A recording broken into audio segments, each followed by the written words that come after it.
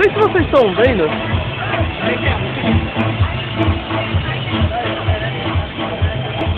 Essa, sem dúvida nenhuma, é a melhor loja que já fui, cara.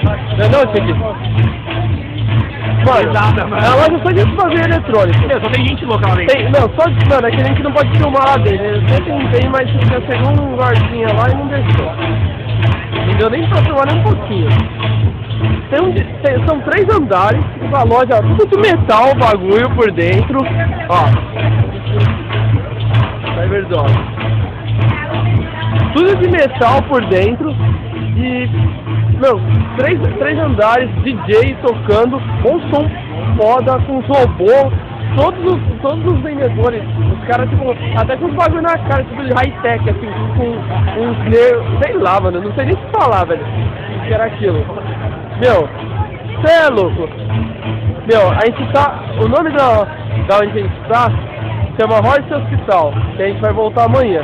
Amanhã vai estar de dia, vai dar pra filmar melhor. Então, falou.